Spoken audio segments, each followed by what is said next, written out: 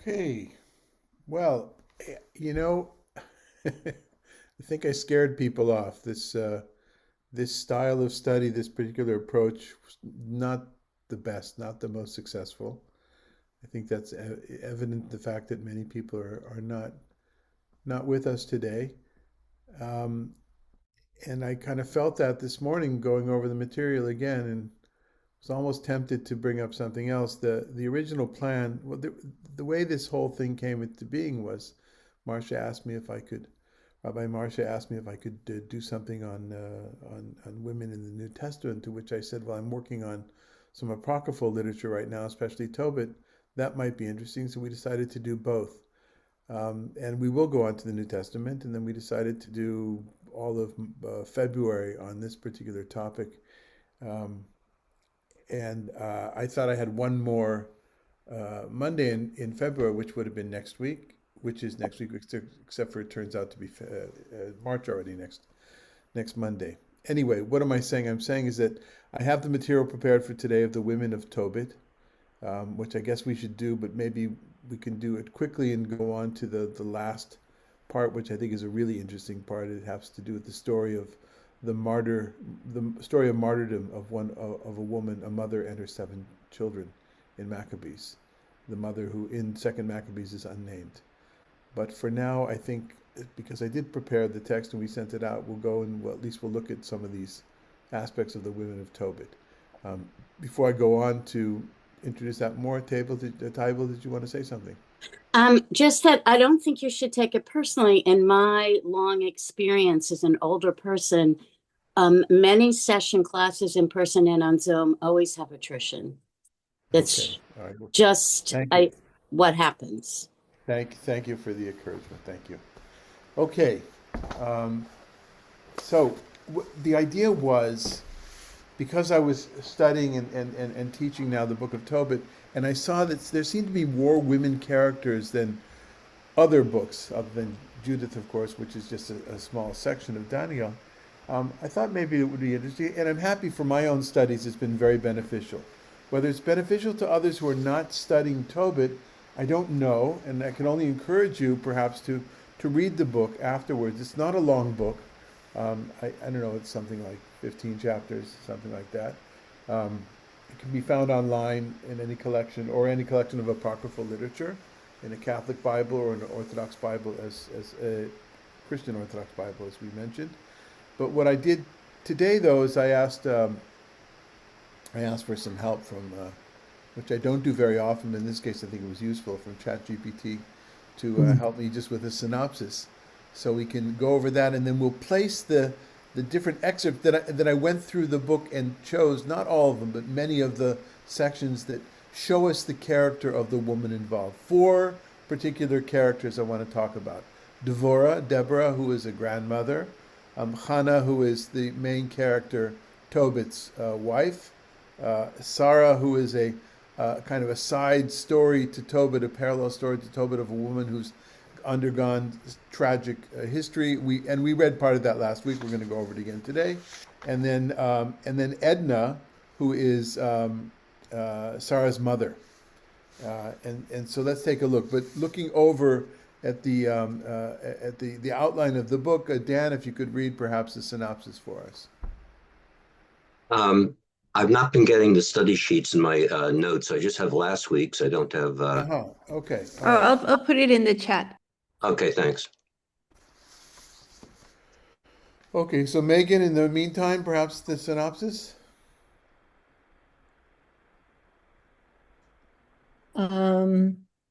The characters and plight.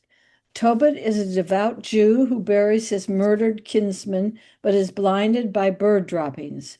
Meanwhile, his relative Sarah has lost 7 husbands to the demon Asmodeus on their wedding nights. The journey and intervention.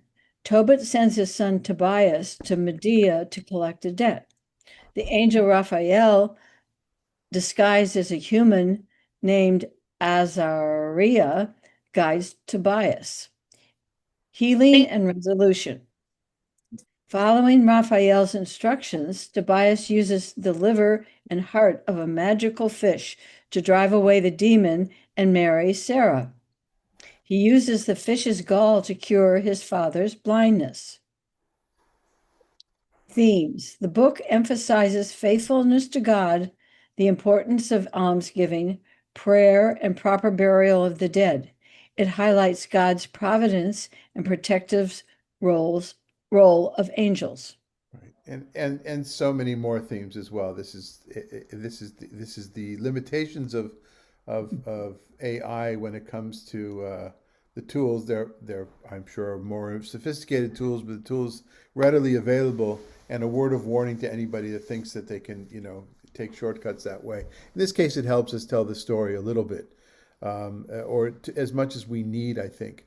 It's a story that has in it lots of elements of folklore, and hence this magical fish, which we won't read about, but it's an amazing chapter in the middle of this book that talks about this man who suffers like Job, but continues to do mitzvahs, especially burying the dead. And not just those that are murdered, but he's the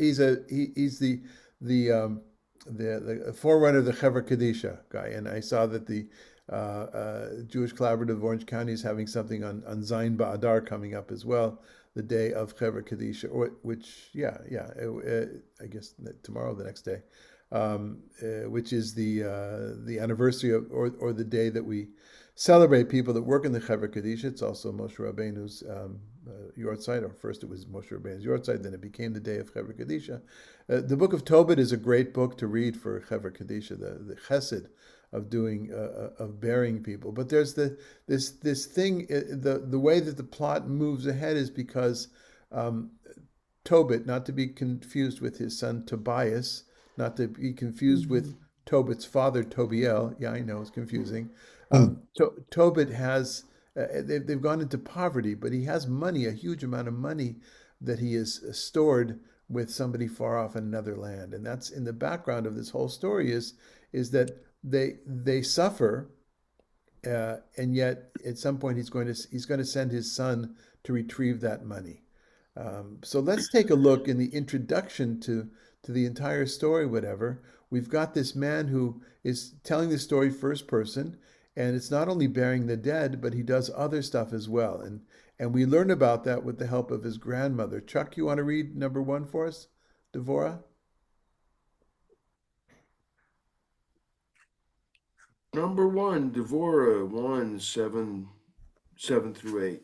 Also, every 6 years I would save up a second tenth in money and go and distribute it to each year in Jerusalem, giving it to orphans and widows and to the converts who had attached themselves to the Israelites. In the 3rd year, I would bring it and give it to them, and we would eat it according to the ordinance decreed concerning it in the laws of Moses, and according to the instructions of Deborah, the mother of my father Tobiel. For my father had died and left me an orphan. So what do we learn about Devorah? Remember, our topic are characters of women in this apocryphal literature. This particular book about Tobit, how does the author present Devorah?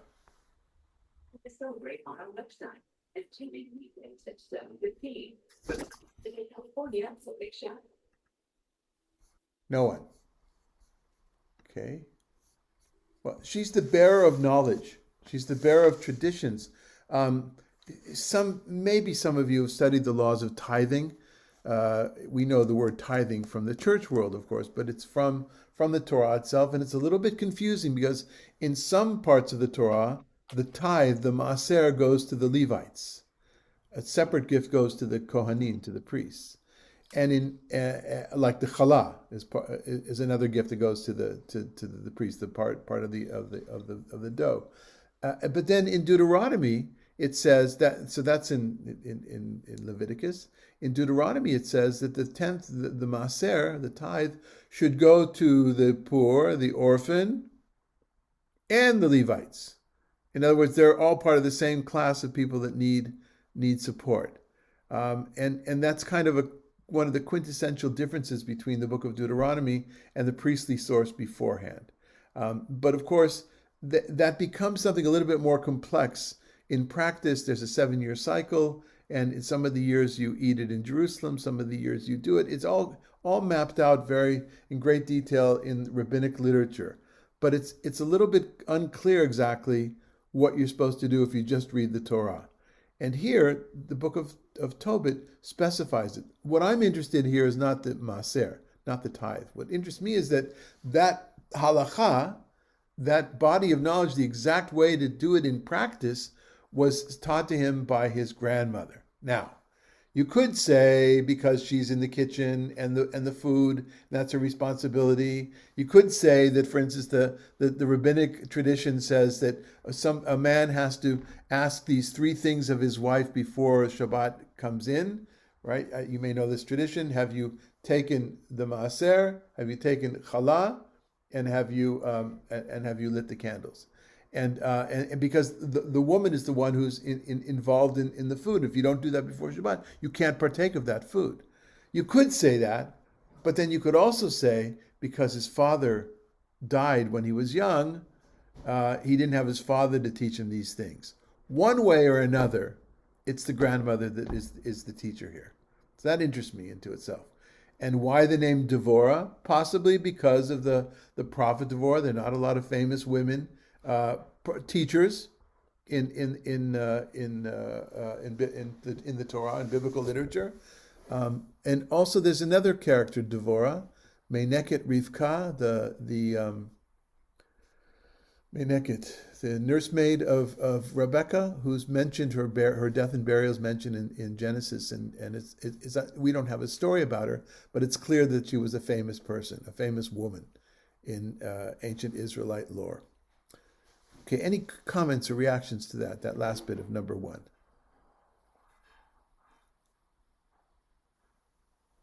Okay, I realize there's something very unsatisfying about not reading the story itself. And that's why I question my methodology for this particular section of this mini course. But committed, so we're going to go through with it anyway. So if you would, Chuck, read another one. Now we're moving on to Hannah, or you'll read in English translations, Anna, of course, just like Deborah and Devorah. And this is when she is introduced in the first chapter of Tobit. Hannah. When I became a man, I married a woman, Hannah, a member of our own family, and by her I became a father of a son whom I named Tobias. I had a professor named Tobias. Yeah. There you go. So you had Tobias, nice name. You find it in Sweden. We had some Tobias friends in Sweden, and so the importance for me of this section is that it's not we don't know anything about Hannah from this yet, right? But we don't know about her personality, but we do know she's from the same family, from the same clan, from the same, maybe probably here from the same tribe, Naphtali. It doesn't mean, it could be a cousin as well, right? You may know that cousins are not a problem.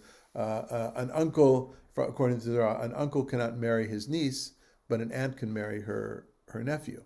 And first cousins are allowed as well. So there's something about marrying into the tribe, into the clan, and that's a leitmotif throughout this book. One might even say perhaps there's a statement being made in the book of Tobit against intermarriage or marrying outside of the tribes, outside of Israel. Yes, Taiba. Just a historical fun fact from Rabbi Elliot Dorff. That in Rhode Island, in the colonial years, it was legal for Jews' uncles to marry nieces, but for no one else. I'm sorry, I mixed it up. It's uncles can marry nieces, but aunts cannot marry nephews. I mixed that up. Well, because you were thinking of Moshe Rabbeinu, whose parents were in fact aunt and nephew. Oh, okay, you're very kind you're very kind to me today. A friend of ours, I grew up with a woman whose father was the Orthodox rabbi in our neighborhood, and she got married to her first cousin. And I remember they had to go to Las Vegas for the civil marriage because it's not allowed in California, but in Nevada it is, or it was. which was kind of funny because they were very Orthodox, and you don't think of very Orthodox people going off to Las Vegas to get married. At least I didn't. When we were teenagers, when we were young men, I think it happened when she was 19. Okay, all right. So, Tybal, why don't you read for us the next section about Hannah? Short and sweet. Oh, no, I'm sorry. The previous was. At that time, my wife Hannah earned money at women's work. She used to send what she made to the owners, and they would pay wages to her.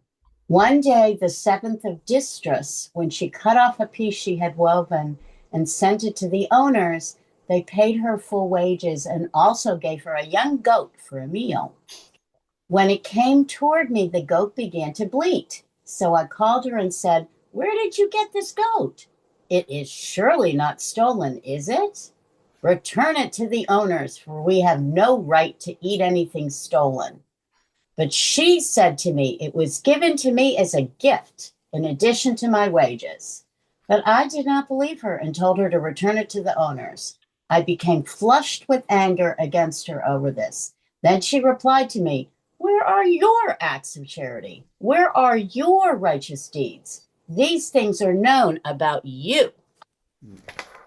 So we read this last week, I think, and just to reiterate that there is a comment on about Tobit himself, right? He's telling this in the first person. This is not supposed to be historical, but it's a first person telling of the story, aware of his fault. He's aware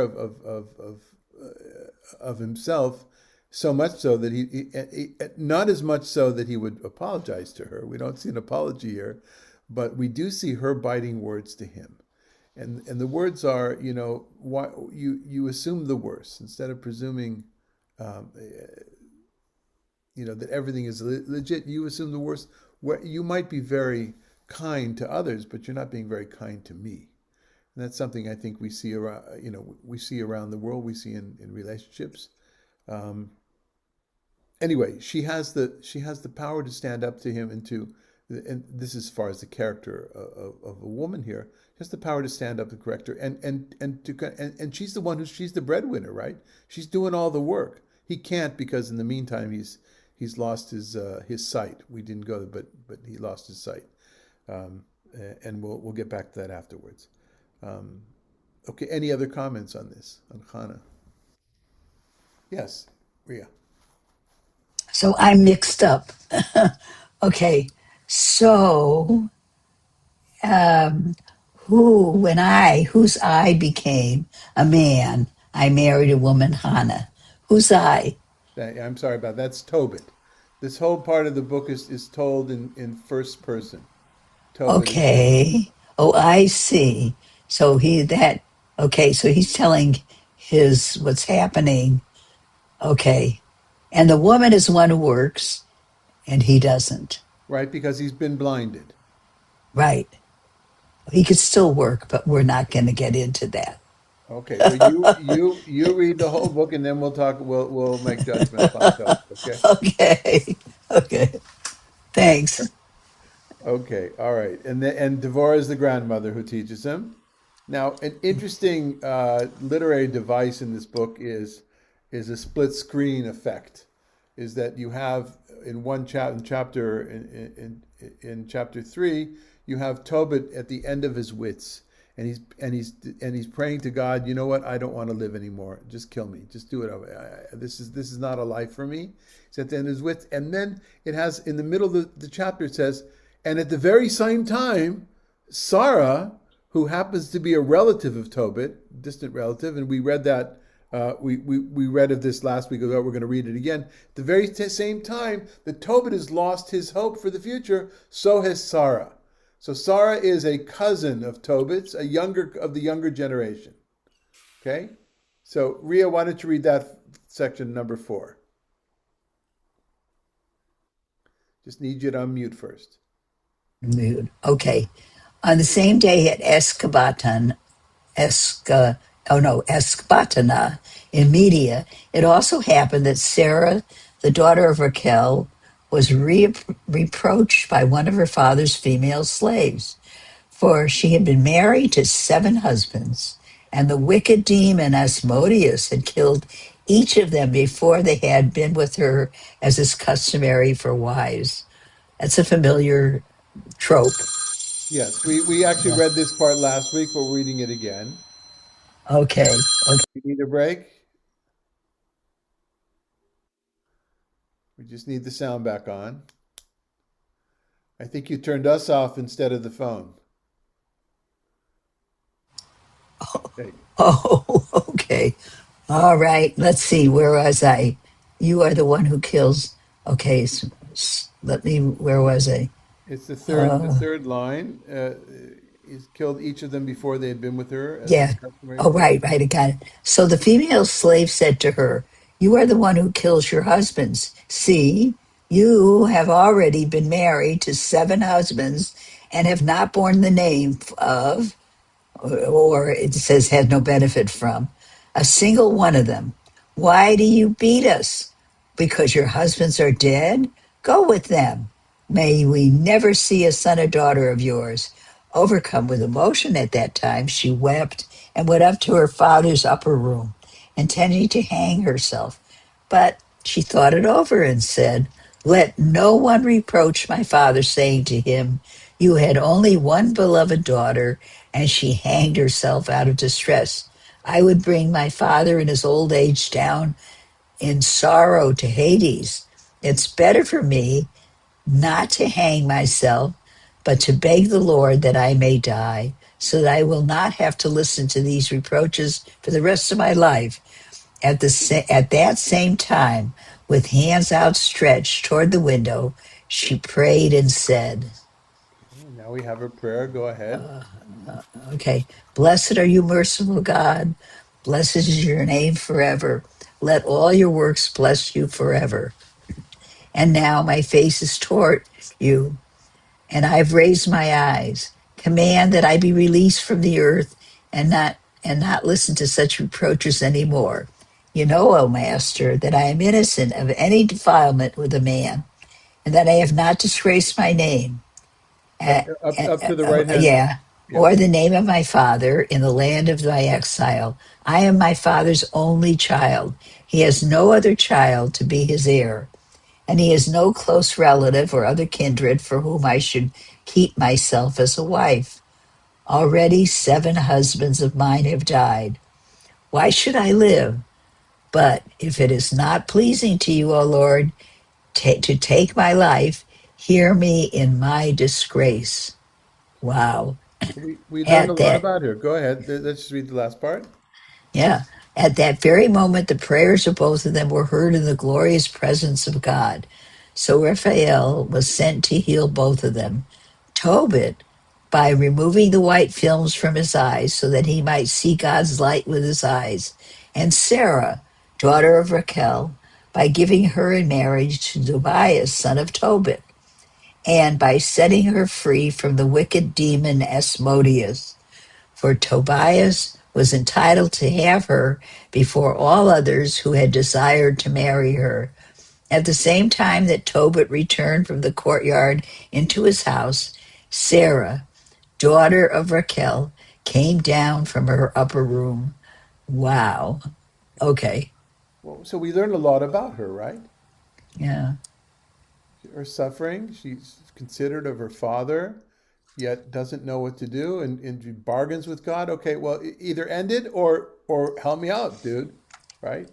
And of course, God's way of helping out in this case, and in many cases, is not directly, but through an angel, through Raphael, and Dafka Raphael, especially Raphael, because he is the angel of healing. Okay, any comments or questions about this? Yes, Tybalt. I know this was sons, but not husbands. But who was the woman who was so righteous she covered, this is Midrash, who covered her hair even inside? So either 7 of her sons or 10 of her sons merited being high priests. I don't know. Because that's what, I mean, obviously 7 has resonance, way, whatever, but a woman in relation to 7, somehow I thought of that? Is that supposed to be such an extreme example of a woman who was pious? Right. Except for here, it's 7 deaths of husbands that they didn't No, even. I know. Yeah, but No, I 7. And know. we'll have 7 again next week when we do the passage from Maccabees 7. It happens to be chapter 7, but that's just a coincidence, right? Second Maccabees chapter 7, which will look at the story of the martyrdom of the 7 sons and and the mother in the end, who in some later sources is called Hannah, by the way, but that's not in the text itself. But we'll look at that next week. So yeah, it's very tragic, but also this thing, like, it comes up that it turns out that those 7 men died because she was not supposed to be married to them. She's supposed to be married to Tobias, according to this. And that's going to come up a little bit later as well. I'll already say it's a reinterpretation of the laws of the levirate marriage in Deuteronomy 25, where if a husband dies childless, his brother has to take on the wife. I think we spoke about this in the past. If not, I'll answer more questions about it. And then there's a different interpretation of that, kind of like it in the book of Ruth, where Boaz marries Ruth, and he can't marry her right away because they have to check with Ploni Almoni, with the anonymous guy, because he's a closer relative, and there it's connected to the fields of Boaz as well. It's unclear exactly how this thing was in practice, but it's clear that there is an emphasis on family taking care of their own. And I think what's being hinted at here is that those 7 other husbands died because they were not the right ones to marry her, which is a pretty rough thing to say, and to use this young woman as an example to teach this is even rougher. But it's part of the story. It's what makes the story so engaging, I think. Okay. Anything else on this section? Yes, I noticed because you mentioned everything's in the first person. You really get the insight of each of the personalities of these people, of why they're doing things, their troubles, the things that they're burdened with, what they're thinking and what they're feeling from their perspective. Yeah, part of the storyteller's toolbox, right? Whereas the narrative in the first chapter is in Tobit's first person, then it does go into third person, as we're going to see now in 5. But the prayer of both of them, for instance, that's a narrator talk, right? What we do have in the first person, of course, is what you're referring to as the prayer. Yes, prayers are very revealing. And now let's go back for a second to what we learned in the additions to Esther. You may remember, I think everybody remembers that Esther, there's no God mentioned in the book of Esther, and there's no prayer mentioned. And yet the additions to the book of Esther in the Septuagint, which are part of the Apocryphal collection, they put those prayers into Esther's mouth.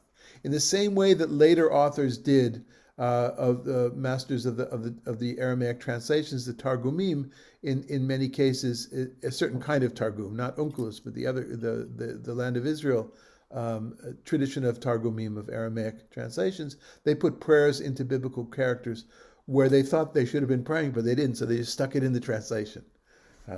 Yeah. Okay, great. Anything else?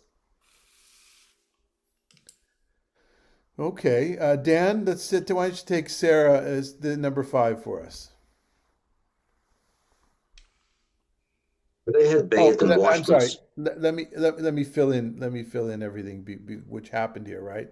So he goes out. So that's a pretext for what happens afterwards. Sarah is put aside a little bit in the narrative, and then the narrative of the book of Tobit focuses on Tobias and his journey with this man who calls himself Azariah, who is really the angel Raphael.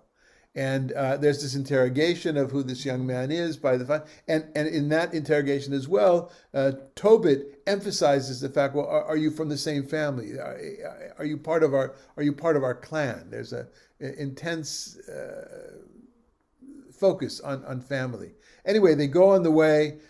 On the way they stop at the relative's house. And this is where they No, no. Yes, they stop at yeah, they're stopping at they stop at their relative's house, and it turns out, or they didn't know the relatives. It turns out the house that they stop at are Sarah's parents.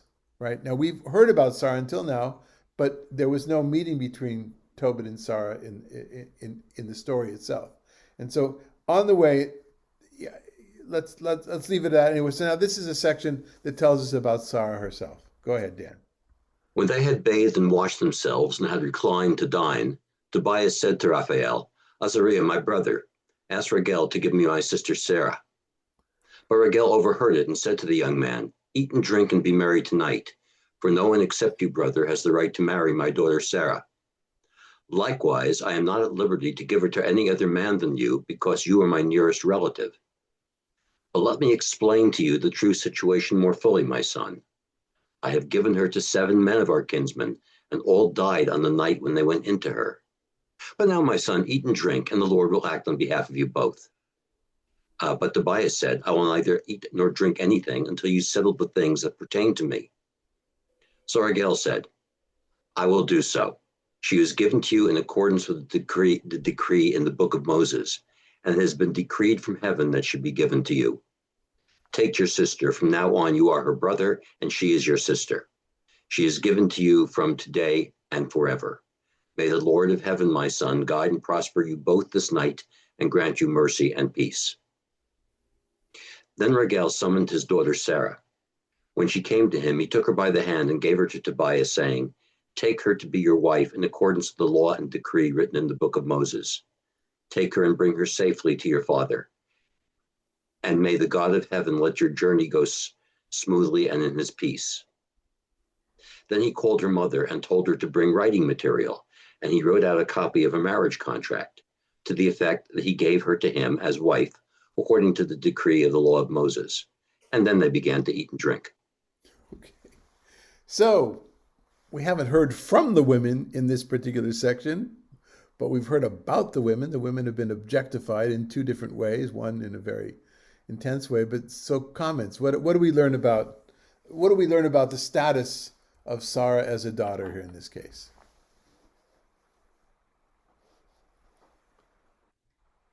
Go ahead, Ria. She's her father owns her. Even though That she had been married 7 times, right?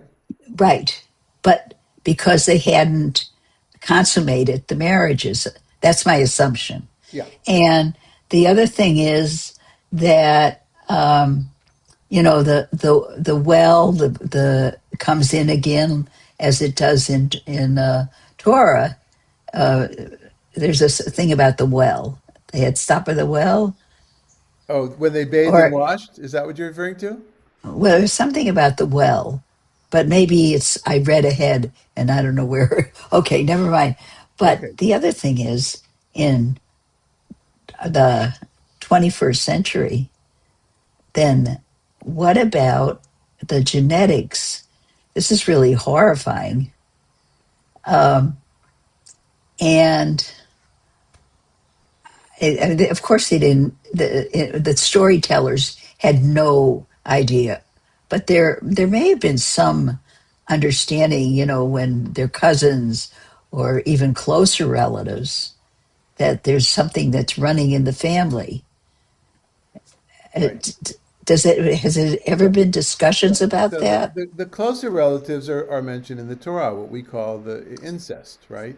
But Yeah. incest Well, doesn't yeah. go as far. Incest is not a hard line. Incest, right?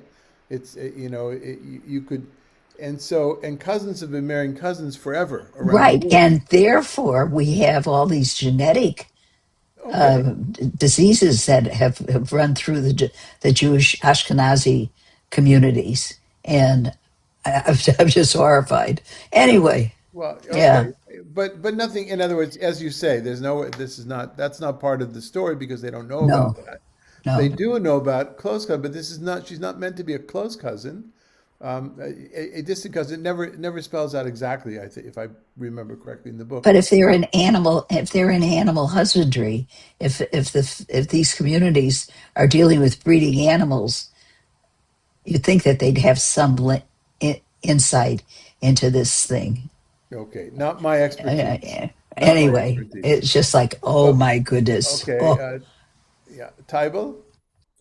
Um, but I wanted to remind you, Ree, if I'm pronouncing it correctly, it's a package deal in that it also has thought to have intensified the innate musicality among Ashkenazim. It's both a weakness and a strength. The very endogamous, um, not just marriage, but having children. Okay, I think we're getting a little bit above our heads here. These are interesting questions for. This is kind of an Elliot Dorff kind of a question as well. He was very, very well versed in all this kind of medical studies. Back to the back to the what we just read now. We do have some insight into the marriage process, at least according to this story, right? The marriage is arranged for her, as Ria pointed out, but also who performs the marriage here?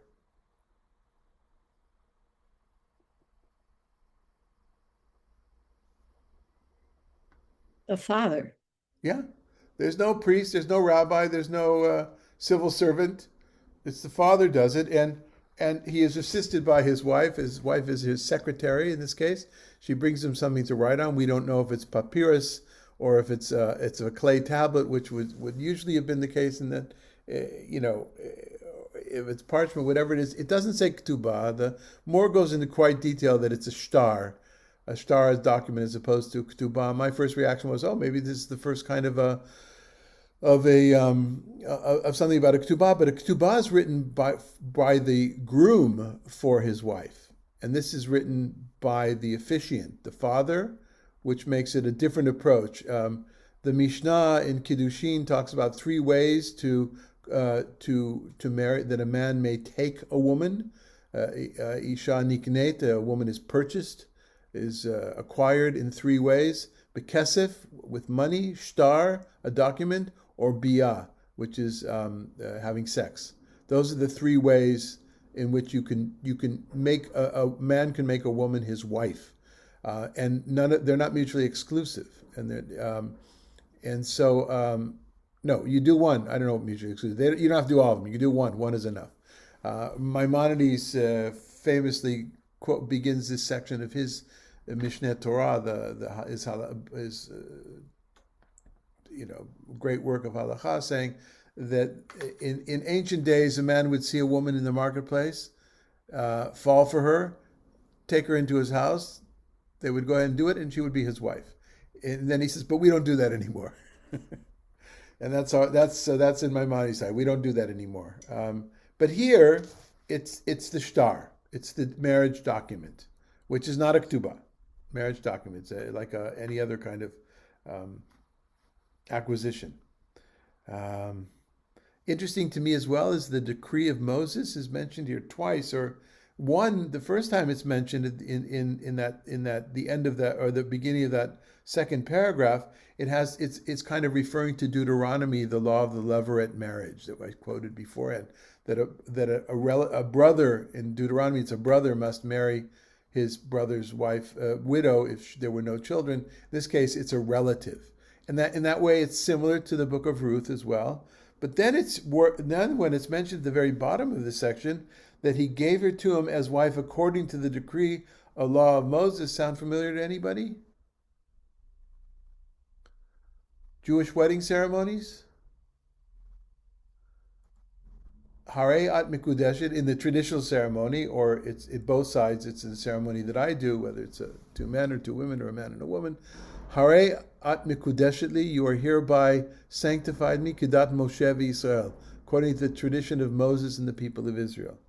Kedat Moshe v'Yisrael. This sounds very much like that, and interesting to know what sources. This is a late first century source, but what sources before this actually talk in that kind of language about two people coming together.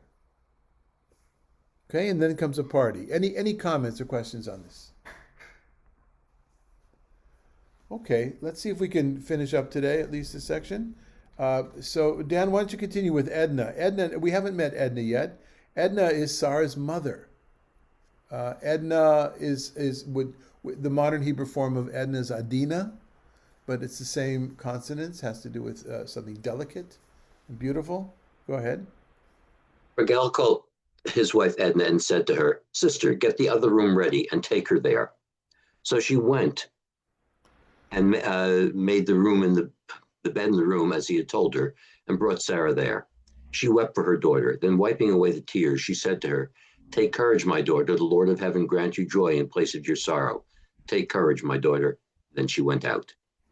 Hey, this is the mother preparing the bridal suite for her daughter. And why are they so nervous? What is she so scared about? Not because she's going to be with a man, per It's their se. history. He's going to die. Yeah, if he dies again, then there's really no help, right? So we have Edna fulfilling that word. Somebody mentioned the usage of sister and brother last week. We see it's all over the place here. It just means, it's kind of like dude today, dude. Okay, all right. Okay. Susan, you want to read number 7, Hannah 10? Yes. Now, day by Oh, day, sorry. Let me just set up the background. All Okay. this is happening. This wedding and this, Tobias asking Raphael, the angel who he's calling Azariah, he doesn't know he's an angel yet, to arrange this wedding. Raguel, the father-in-law, overhearing it, explaining the situation, doing the deed, dealing with the women, as objects, and then telling his wife to go up and burn. All that is happening, but Tobit and Hannah have no idea. As far as they know, they sent him days ago to go get this money, and they're counting the days and they haven't heard from him. Go ahead. Now, day by day, Tobit kept counting how many days Tobias would need for going and for returning. And when the days had passed and his son did not appear, he said, "Is it possible that he has been detained, or that Gabriel has died and there is no one to give him the money?" And Gabael is the person who owes them this huge amount of money. Right. And he began to worry. His wife Hannah said, "Oh, my son has perished and is no longer among the living." And she began to weep and mourn for her son, saying, "Woe is me, my child, the light of my eyes, that I let you make the journey." But Tobit kept saying to her, "Be quiet and stop worrying, my sister. He is all right. Something must have happened to delay them. The man who went with him is trustworthy and is one of our own kin. Do not grieve for him, my sister. He will be here soon." She answered him, "Be quiet yourself. Stop trying to deceive me. My son has perished." She would rush out every day and watch the road her son had taken and would heed no one. When the sun had set, she would go in and mourn and weep all night long, getting no sleep. Well, so a little insight into stereotypical, of course, a stereotypical sexist man's version of a woman, perhaps. Although it seems like Tobit is also worried. He just doesn't want to show it, maybe, right? That's what he says to his wife. It feels like, at least. Any comments on this? Other than I can relate. Okay. I hope. I mean, bad things haven't happened, but Oh, okay. there's Okay. always All right. the instinct to go to the bad. Yeah. I've heard. I've met people like that. Yeah, the instinct to go to the bad. Um, To me, this is reminiscent also of Sisra's mother, waiting, looking through the window, waiting for her son to come back, who will never come back. It feels like language. If we were going to put more effort into this, then as I mentioned last week, I think, or maybe I mentioned to another group, I would have to go back to the Greek of Tobit here, how the wording is. Then I would check the Septuagint, the Greek translation in Judges, to see if it's the same words, the same word combinations. But from a theme point of view, it feels similar. It's also similar to Jacob having Joseph taken away from him. Yeah, this idea of parents losing their children. Yeah. Anything else? So meanwhile, back at the ranch, at the other side of town, the other side of the country, with Edna, go ahead, Susan, read number 8 for us. Then Edna said to Tobias, "My child and dear brother, the Lord of heaven bring you back safely, and may I live long enough to see children from you and of my daughter Sarah before I die. In the sight of the Lord, I entrust my daughter to you. Do nothing to make her unhappy all the days of your life. Go in peace, my son. From now on, I am your mother, and Sarah is your sister. I've got to take care of this." Okay. May we all prosper together all the days of our lives. Then she kissed them both, and she saw them safely off. Try to remember that from a literary point of view, these stories are being told side by side in a split screen. It's the best he can do to have a split screen. It's Hannah on one hand, Edna on the other hand. Edna is filled with hope. Still, that stereotypical sexist way of looking at the mother, the nudge, and don't forget, I want grandchildren. And you bet this jewelry better be made from gold, no silver for my daughter, only gold. And whatever you might read this, but here she is, and she's letting her daughter go, and there's something beautiful about this as well, right? She's letting her daughter go, not assuming that the worst will happen. Any comments? Okay. So they're on their way back. I didn't mention that at some point, I think it's in chapter 7. No, it's in chapter 8. Sorry, in chapter 8. Now is the time to mention chapter 8.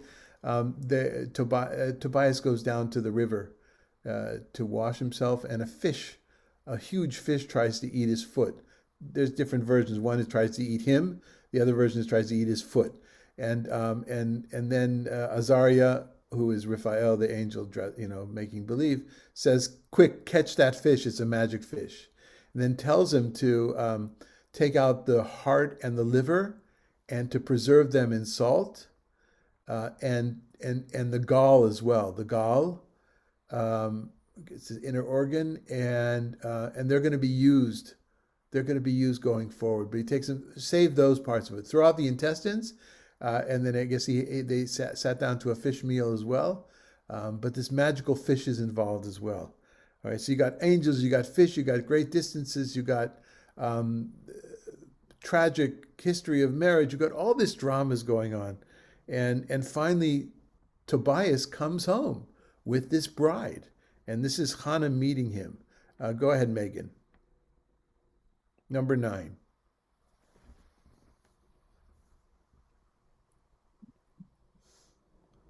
Then Anna ran up to her son and threw her arms around her son, saying, "Now that I have seen you, my son, I am ready to die." And she wept. Interesting, right? Her husband wanted to die. Sarah wanted to die because life was going so well. And now life has gone so well. Okay, now I can die. Now I can die. Interesting, huh? Isn't that what Yaakov said when he saw Yosef? This is what Sasha mentions correctly, that's exactly what Jacob said when he finally saw Joseph, when he's reunited with Joseph. Now I can die, yeah. Lots and lots of reflections of this book backwards. So Megan, go ahead and read from Sarah now. When Tobit met Sarah, the wife of Tobias, he blessed her, saying, "Come in, my daughter, and be welcome. Blessed be your God who has brought you to us, my daughter. Blessed be your father and your mother. Blessed be my son Tobias, and blessed be you, my daughter. Come in now, come in now to our home, to your home, and be welcome with blessing and joy. Come in, my daughter." So on that day they were rejoicing among all the Jews who were in Nineveh. Okay, lots of rejoicing going on. And finally, the last section about Sarah. Why don't you continue, Megan? Okay. Raphael said, "I will now declare the whole truth to you and will conceal nothing from you. Already I have decided it to you, and when I said, 'It is good to conceal the secret of a king, but it is good to conceal the secret of a king, but to reveal with due honor the works of God.' So now when you and Sarah pray, it was I who brought the record of your prayers before the glory of the Lord, and likewise whenever you would bury the dead.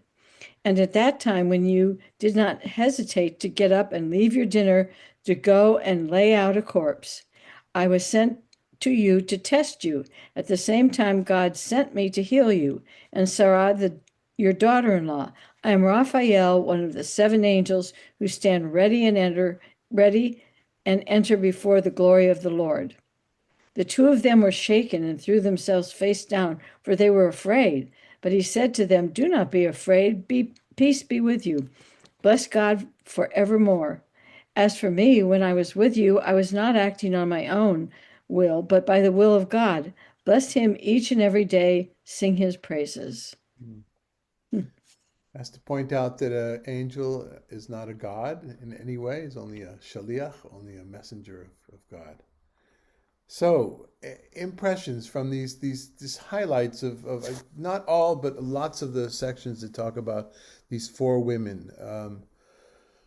3 generations, like a grandmother, 2 daughters, wives, 2 mothers, and a daughter.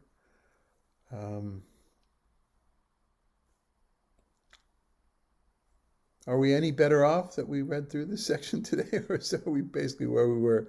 Well, have we learned anything? I'm not sure. I mean, well, we know, it's one more thing to know, I guess. It's a good tale. I mean, it builds itself. Yeah, I like it. and you enjoy the 2 things that the parts of the fish were used for. The gall was used to cure Tobit's blindness, and the liver and the heart were to be burnt on the embers, and the stench would ward away Asmodeus, Right. and he would never come back. Right. So those are important things to know as well. Just in life, it's good to know that if a big magical fish comes out, don't just throw it away. Don't just let it go. Make fun of that fish. Yeah. Yeah. Okay. We got Tybal, and then we have Rhea. If there's time, because I'm always so interested in names, and the women's names are all so different, but the 3 men, which are they all from the same root? Tobias, Tobit, and I'm blocking on the other one. Absolutely. It in Hebrew it would be Tov, or Tovi, Tovia, and Toviel. So And Toviel, are they from Tov, as in yes, good? absolutely. They're from good, and I think that's absolutely intentional as well, right? Now, do you think that this is not good because look at Tobias? He's burying the dead, doing all these wonderful things, but he's rewarded with blindness. It's a very Jobian tale as well, right? Very similar to Job. But whereas I don't know what Eov means, what kind of meaning the name Eov might have, but this is very simple though. Tov. I never thought that Eov and Tov, maybe it's meant to, because they sound alike.